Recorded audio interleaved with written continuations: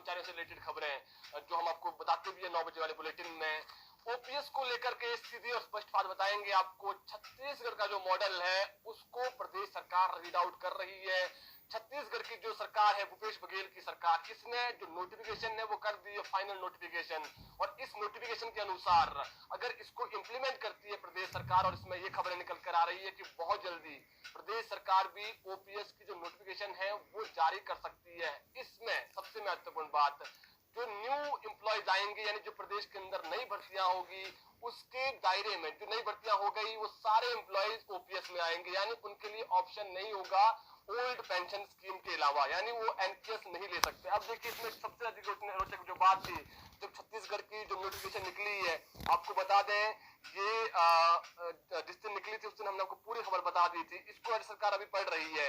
अब देखिए 1 नवंबर 2004 से 31 मार्च 2022 जो वहां का ऑर्डर है छत्तीसगढ़ का, इस बीच जितने भी एम्प्लॉयज आते हैं एनपीएस में या उनको एनपीएस लेनी है तो वो ले सकते हैं। अगर ओपीएस लेनी है तो फिर अगर आपने गलती से बीच में पैसा निकाल दिया है, चाहे जब आपका बच्चा बीमार था या कोई आपको बहुत इंपॉर्टेंट काम था, फिर आपको वो पैसे वापसी देने पड़ेंगे और उसमें जो है वो रिकवरी बन सकती है। रिकवरी नहीं कहेंगे, जो पैसा आप वापसी देंगे वो बाद में आपको ओपीएस के रूप में मिलेगा।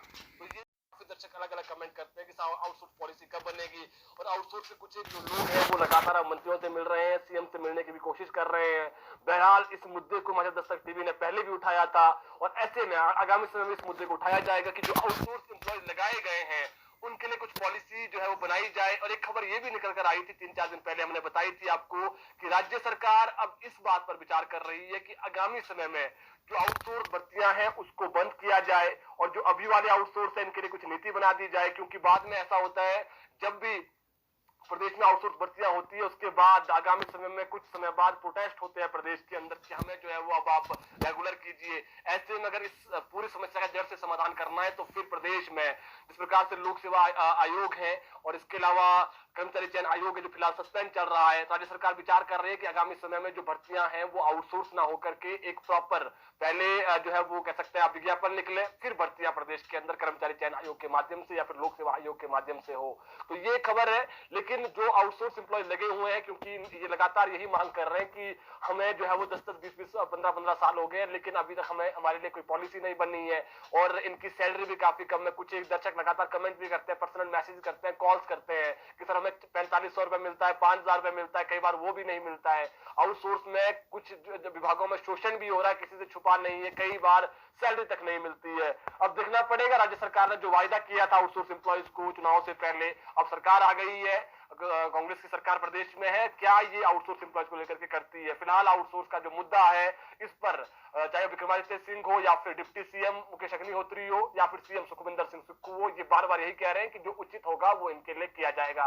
अभी फिलहाल ओपीएस का मुद्दा बड़ा मुद्दा है, इस पर राज्य सरकार काम कर रही है। ओपीएस के मुद्दे के बाद जो आउटसोर्स का मुद्दा है इस पर भी जो कदम है वो उठाएगी सुक्खू सरकार। तो ये हो गया जी। अब बात करते हैं भर्तियों को लेकर के। प्रदेश में कई भर्तियां फंसी हुई है। देखिए एक जो सबसे बड़ी भर्ती फंसी हुई है बता देते हैं आपको, जिसको लेकर के सोशल मीडिया हो या फिर सरकार भी चिंतित लग रही है, जेओए 817। इसका जो 25 तारीख को हियरिंग थी, अब ये जो मसला है ये फरवरी तक चला गया है। 16 फरवरी को इसकी हियरिंग होनी है सुप्रीम कोर्ट में, और इसमें जो अपडेट है, जो एडवोकेट जनरल है अनुप रतन, ये नए एडवोकेट जनरल है और ये खुद दिल्ली गए थे। सबसे अच्छी बात ये कि खुद दिल्ली गए और इन्होंने ये खुद बात कही, अपने जुबान से कही ये बात कि ये बहुत बड़ा मुद्दा है, प्रदेश का बहुत बड़ा मुद्दा ये रहा है 4-5 सालों में। जो पिछली सरकार जयराम सरकार, उन्होंने कहा कि हमने सुप्रीम कोर्ट के सामने भी ये बातें रखी है कि 1500 पोस्ट किसी तरीके से जो है वो जल्द से जल्द इसको भरने की अनुमति दें, क्योंकि राज्य सरकार चाहती है इन पोस्टों को भरना, लेकिन जो मामला लंबित पड़ा हुआ है सुप्रीम कोर्ट में, इसके चलते ये भर्तियां नहीं हो पा रही है। पोस्ट कोड 556 और 817 का मसला है। तो अब 16 फरवरी तक तो इसमें कुछ नहीं हो पाएगा, राज्य सरकार कुछ नहीं कर पाएंगी। 16 को इसमें हियरिंग होनी है, फिर से जो एप्लीकेशन दायर होनी थी, जो पूरा होना था सरकार के तौर पर, वो तो हो गया है। 2 मिनट ही समय मिला अपनी बात रखने का। जो वहां पर गए थे एडवोकेट जनरल, इन्होंने कहा कि जल्द से जल्द हमें आप थोड़ा इस मसले को जो है वो आप फाइनल जो जजमेंट होती है वो दे दें आप, क्योंकि उसके बाद राज्य सरकार इस पर जो है वो आगे कुछ करना चाहती है, क्योंकि राज्य सरकार पर दबाव है, सीएम सुक्खू पर भी दबाव ये बच्चे बना रहे हैं जो अभ्यर्थी, और इनका जायज भी है क्योंकि ये भर्ती पिछले 3-4 सालों से फंसी हुई है। और सोचने वाली बात यह है कि इन बच्चों ने सारा कुछ क्लियर कर दिया है। आप इनको कह सकते हैं कि इन्होंने जो है टाइपिंग टेस्ट भी दे दिया है। जो एक बच्चा तैयारी करता है किसी भी भर्ती को फाइनल करने में, मैंने निकालना है ये टेस्ट, सब कुछ कर दिया है बच्चों ने। अब जो कह सकते हैं आप सरकार के स्तर पर कहिए या फिर सुप्रीम कोर्ट में मामला फंसा हुआ है, इसके चलते ये भर्ती का जो फाइनल रिजल्ट है वो नहीं निकल पा रहा है। तो अब 16 फरवरी तक इनको इंतजार करना पड़ेगा। और शिक्षा मंत्री रोहित ठाकुर ने जो है वो ये बात खुद कही है कि 12,000 पद खाली चल रहे हैं शिक्षा विभाग में। इसमें पीटी के जेबीटी है, कई भर्तियां इसमें होनी है, कला संकाय के टीचर्स भरे जाने हैं, डीपी के हैं, कई विभागों में अलग अलग जेबीटी की भर्तियां होनी है।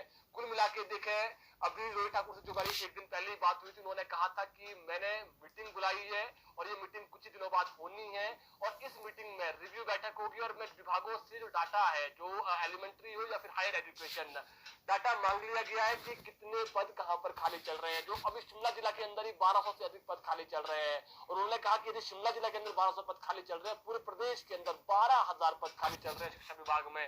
उन्होंने कहा कि डाटा मांगा जा रहा है, उसके बाद पहले चरण में जो बहुत इंपॉर्टेंट भर्तियां है वो निकाली जाएगी। उसके बाद धीरे धीरे करके जो है वो शिक्षा विभाग में जो सारे पद है, जो रिक्त पद भरने हैं, उनको लेकर के जो है वो एडवर्टाइजमेंट के माध्यम से जिस प्रकार से भर्तियां होती है वो शुरू कर दी जाएगी। कुल मिला के